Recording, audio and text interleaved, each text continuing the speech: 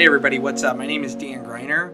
I'm your host and you're listening to the Internship Podcast. I'm joined here alongside my co-host, Matt Cresco. Matt, what's up, man? What's up, guys?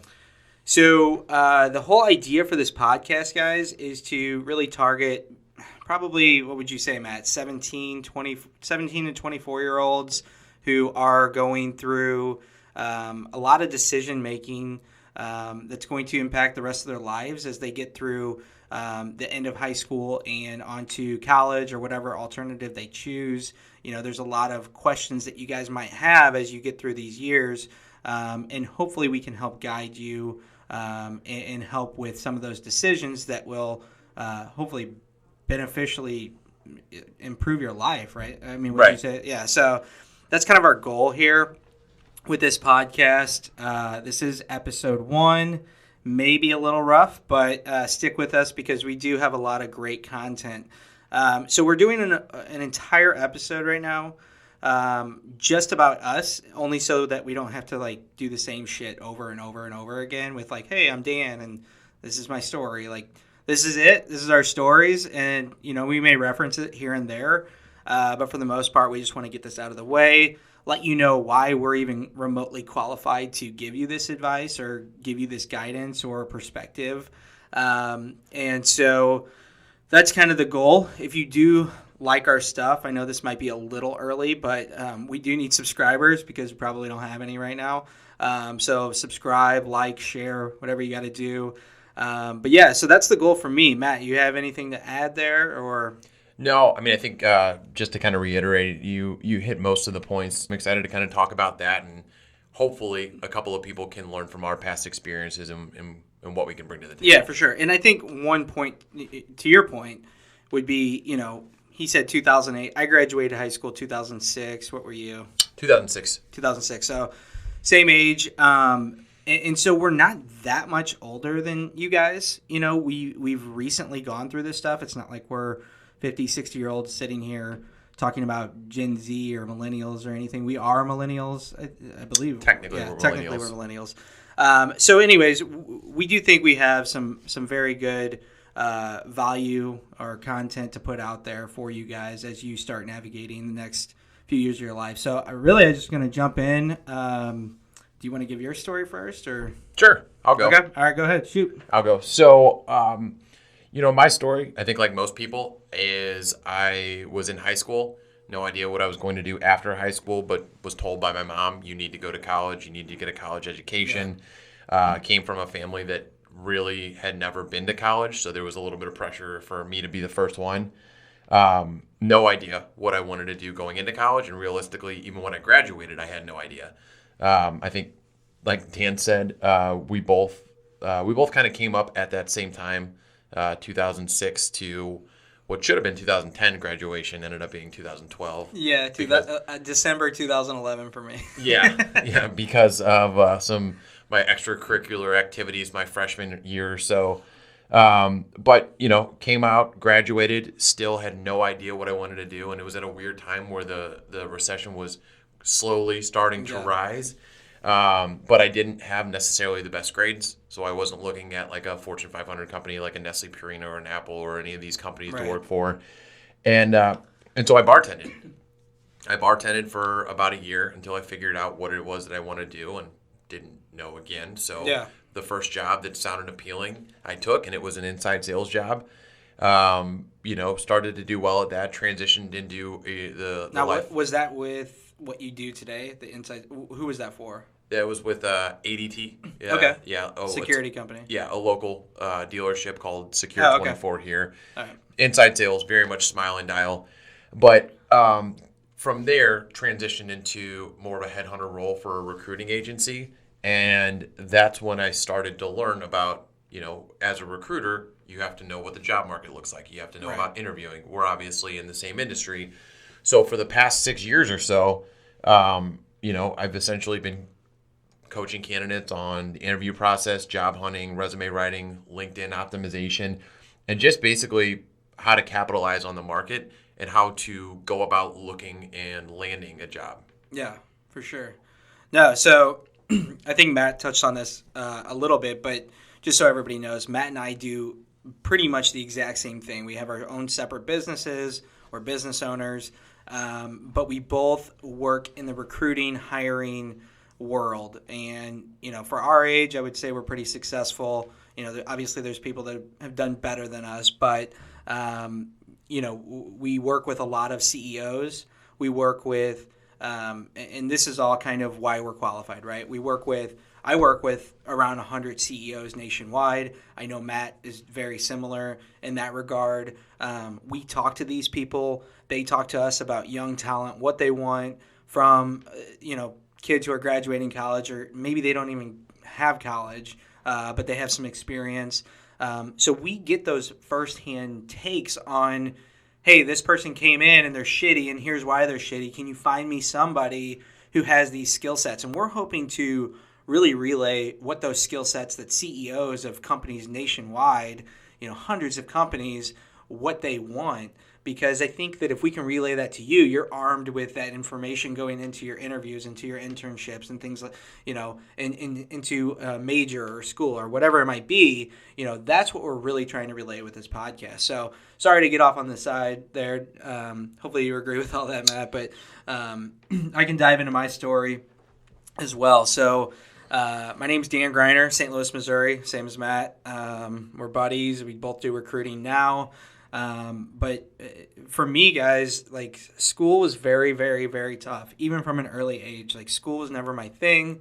I formal education and just, learning about history and doing very structured environment type things was difficult for me.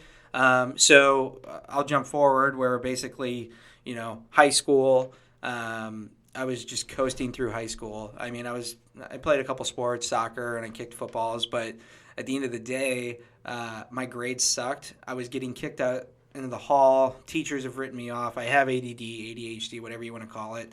And so, like, they just kind of wrote me off at the time. And so that really turned me off from education, because I was, maybe I'm dumb. I probably am dumb. But, at the end of the day, I was always thinking about what am I actually going to do in the real world, right? Like, am I going to own a business? That's what I always wanted to do. What business ideas I had, I was always jotting those down, or I was drawing like a Porsche because, dream car is Porsche, right? Like, I was doing all that shit when I should have been learning, civics or whatever it might be. So that was through high school. I was supposed to go to SEMO, but I failed my last semester of English. And so that dropped me to a 1.9 GPA, which is what I graduated high school with. And SEMO said, hey, that's great.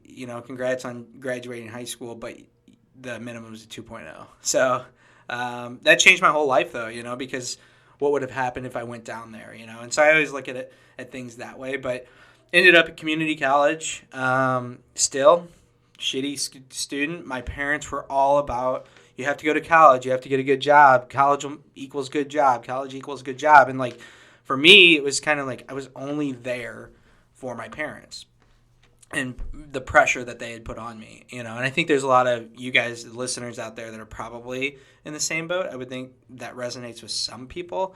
But, going through that community college, I ended up failing out of community college because school wasn't my thing, and I had these business ideas and I was trying all this stupid shit, but I didn't have any resources. I didn't have any knowledge. I wasn't armed with anything. I just was, this sounds good. I'll try this. And I wasn't focused on school. So suspended for a year from community college based on academics. During that time, I worked at Sunglass Hut. And I picked up some sales skills, but what I did is I ended up playing, and I know this sounds stupid and this isn't everybody's story, but I got addicted to golf, right? And so I wanted to play competitive golf, extremely competitive person. I wanted to play competitive golf at a high level. Well, that was college, right? And so golf is the only reason why I got through college, because I went back to a different community college who I wasn't suspended from. I took the same classes over, got my GPA up, transferred to a D3 school, and played college golf. And college golf really was the wave that I was able to ride to graduate, But and I did graduate with a 3.0, but my school was pretty easy. Webster University out of St. Louis. it's just it's not a hard school, in my opinion. They were very open with their grading structure. So just a heads up, SEMO wasn't exactly just Purdue just pumping out all academics, especially at the Pike House. Who's a notable SEMO grad?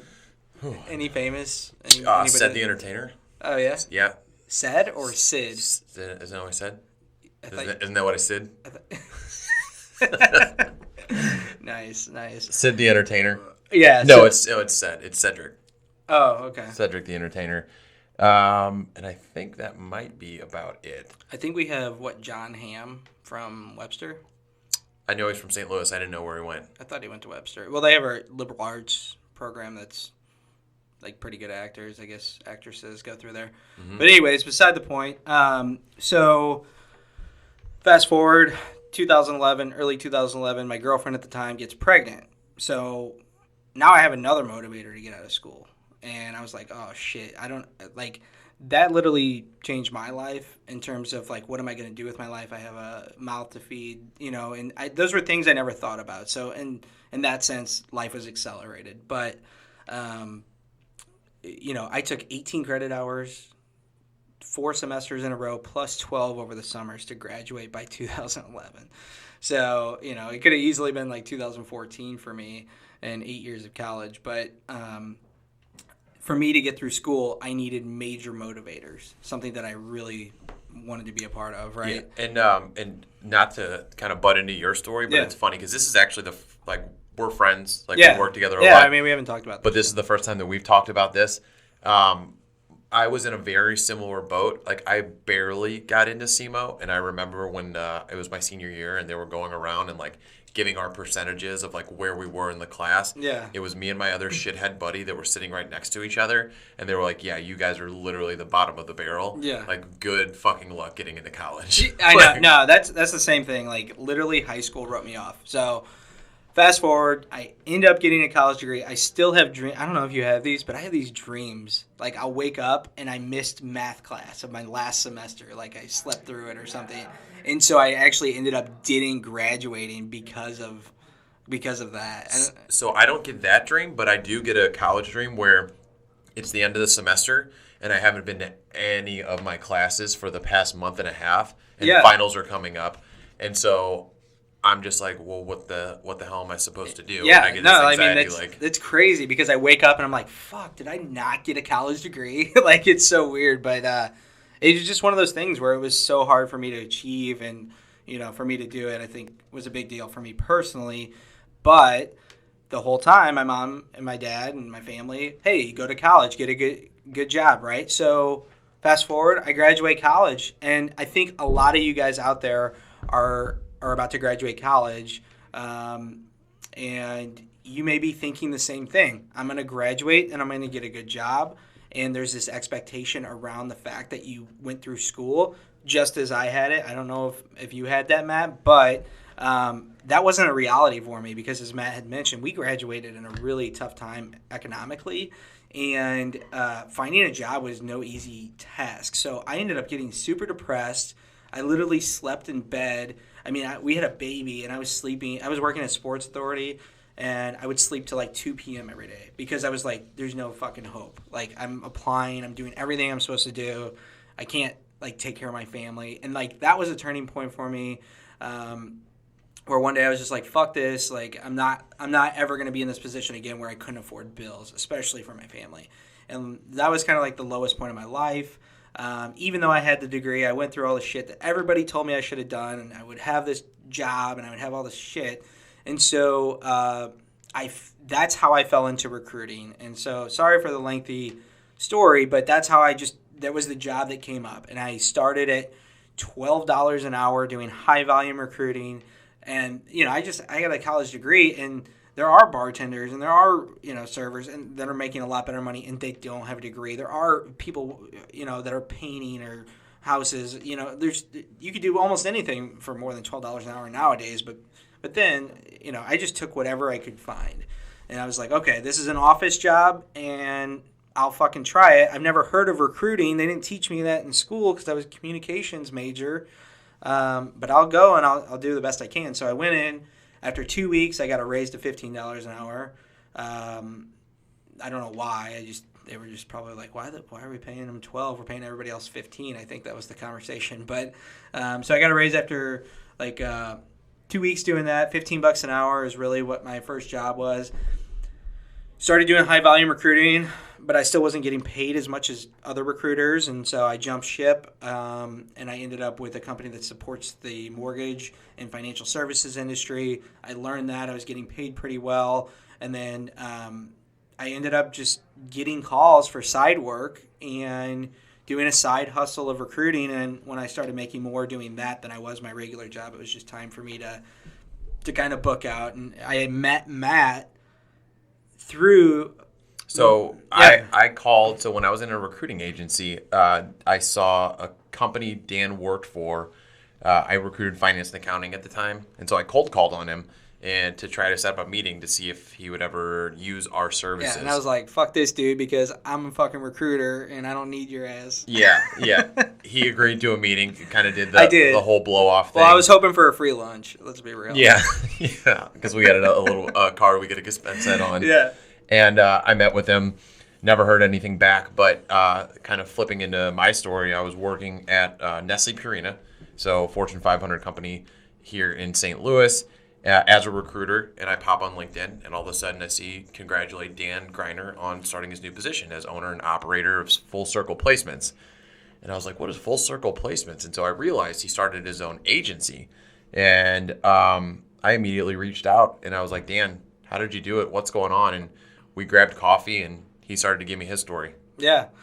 So that's how we started hanging out, and our friendships definitely accelerated probably in the last couple of months. Yeah, just and we'll get into that in just a minute, but basically some more points about why we're qualified. Like, listen, guys, we have hired, not for our companies, right, but for other companies, we've interviewed, screened, sourced, like all that stuff. Thousands. Thousands and thousands of people. And so we've seen more resumes than 99.9% of people in the world.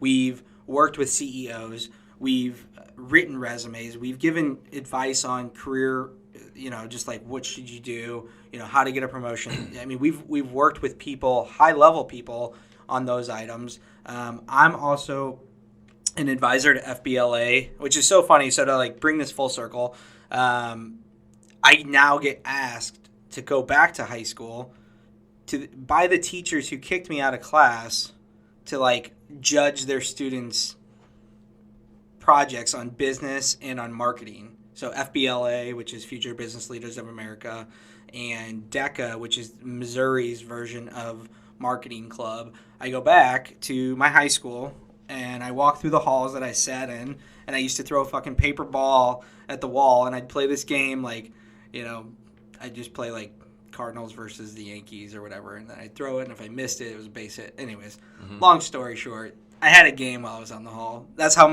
often I was out in the hall that I had to create some fucking crazy game.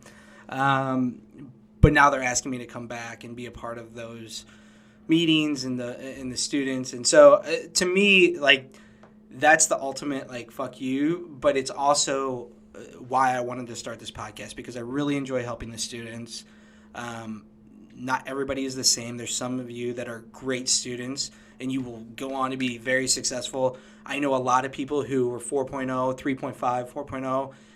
They get out of school and they're working at Radio Shack or some shit, which isn't around anymore. Best Buy, and then I know people like myself who did really shitty in school and have been very successful. And I know people who did really shitty in school and stayed really shitty. So I know people of all those different avenues, and so, but and obviously I'm biased, but I like my story the best, where it was, I worked my ass off I started shitty, and then I continually progressed into who I am today. And so I was always changing, ever changing. And I think that all the other options are either a decline of who you become or who you were. And so you guys got to always audit yourself around that. There's only one that's an incline, right? You either stay the same or you decline. The path that I took was the only one with the upslope, I guess you could say. Yeah, and I think the big, just to kind of piggyback off some of the stuff that you were saying, we facilitated interviews. We talked to business owners that are, C-level people at Fortune 500 companies. We've done started internship programs. We're recruiting for startups, right? Like we're recruiting for retail, like literally everything that you can think of. We've probably recruited for that. And I guess the big picture here is just knowing that it's okay not to know what it is it is that you want to do, because God knows that we didn't growing up. When everything was kind of predicated on whether or not you could be successful in school, that would correlate to direct success in the real life, which just isn't the case. So we're here to provide a little bit of context, and it doesn't matter what it is to you. As you go on, you're going to find out what your motivators are. Some people want to be in a large company and be there for 30 years, 35 years. Get a pension. And retire with a pension. Some people want to own their own company. Some people want to get into startups and help grow those and watch them sell off. Some people just want, again, a steady job, and that's it. It doesn't matter if it's work-life balance, family time, benefits, money, or any other thing that you can think of. Your motivator is your motivator, and we're just kind of here to provide a little bit of context around how to find that. And when you do, what are the steps I can take to get me in that direction? Yeah, for sure. And I think to that point, we're talking to a lot of people here on this podcast who really you're about to get out of high school, you're about to get out of college, or you're going through college and you still have questions. But when you get out of college, you're like, oh yeah, I'm going to conquer the world, right? Like so you're full of fire, and then life will start slapping you in the face a little bit. And so we want to get in front of those slaps, right? That's kind of our goal, and help you keep that fire and keep the motivation and find the path that you really want to be on. And we may even try to discourage you from some paths throughout this podcast, only because we've seen people try it and they get so far behind or whatnot. But we don't know what this podcast is going to grow to. Hopefully it gets big. But our goal really is, if we can help just one person somewhere beneficially impact their entire life, like that means a lot to me. I'm sure it means a lot to Matt. Teach you guys kind of the ins and outs of the corporate world, and how they function, how they hire people. And then also, even talk about alternatives to college. Maybe college isn't your thing, and you'll definitely know my viewpoint on formal education post high school as we get through more and more episodes. But our goal is really just to help you guys. If we can give you one nugget, one episode, give us 20, 30 minutes of your time, and if we can give you one nugget, it's worth it, and I think that if you guys ever have any questions, we're here to help you for sure. So anything else for that intro episode, number 1? No, I think that's it. But I do think it's fun. I really think it's funny about how similar a paths that we had, and kind of circling back to that. And I'm sure it's okay that I kind of go back and forth on this. Yeah, no, it's cool. When you hit on a motivator, right? Like you went to community college and got kicked out. I went through 1 year at Southeast Missouri State University and partied my fucking ass off and almost got kicked out. Yeah. Like to where my mom had to help me write a letter to them saying that if you give me this one more chance, like I will not mess up. Please let me back in your school so my son can have some sort of life, right? Right. Funny thing is, like different motivators, right? Like you wanted to play golf. Honestly, like I am so socially motivated. I wanted to be with my friends. Yeah. Like I didn't give chicks. I didn't give a shit about school or the classes or anything. But yes, like girls and friends and partying at that time was 100% my motivator. So when I got back to school, I was in a fraternity, and you really were supposed to keep up certain grades to be in a fraternity. And some of the older guys that I kind of looked up to, like had to sit me down. They're like, listen, dude, like you can't do this. Like not only can you not be in the fraternity, but you're not going to be at this school if you don't get your shit together. Right. And we can't do anything about it. We like you, but dude, you're here to go to school. We like partying and that stuff. And if you can find a balance, great. But if you don't, you're back, bartending back at your hometown. Right. And I took that, like, really, really took that to heart. And like you, I graduated high school with around a 2.0, like, and multiple times almost got kicked out of my high school for again, extracurricular activities. Yeah. And that next semester, I got a 3.0. And then, like, a couple semesters later, I got, like, a 4.0. Yeah. And it was, like, never in my life did I think I would be able to do that or say that I would do that. When my mom heard that I got even in the threes, she fucking shit her pants. Like, again, and it's all about those motivators. Now, obviously, my motivators change over time, but it's like, you know, you've kind of find your why to go through that stuff. And it's whether it's college or a career, at some point you're going to get your teeth kicked in. And I think that's the term that you use all the time, whether it's through school, whether it's in a relationship, or whether it's through the real world and the workforce. But those are the times that shape you, and understanding, yes, it's going to happen and we can't help you avoid those, but we can help give you just a little bit of guidance on what to do when that happens. Yeah. So, all right, guys. Well, I'm going to leave it with one more point just to Matt's thing, since he was talking about motivators and it came to my mind. So, fuck it, I'm going to say it. If you're out there and you are struggling with school, like you are in the position that Matt was in or that I was in with, you know, your grades aren't what everybody wants them to be, or they're not where they're supposed to be. That doesn't mean you're not smart. It doesn't mean you're a piece of shit. It doesn't mean anything like that. It just means maybe, and just based on our stories, that you haven't found the motivator that will get you through school. And maybe school is not your thing, right? Maybe there's a motivator outside of school that you should pursue. But we'll go through all that stuff later on in the podcast. But we'll wrap this one up. I really, really, really, really appreciate you guys listening. You know, I think we're going to bring a ton of talent. That's what we say in the recruiting business. We're going to bring a ton of value to you guys, and some advice and some perspectives. And hopefully we have some good guests on as we get through the pod. But for now, we'll wrap episode 1 up. And thanks so much. Yep. Thanks, guys.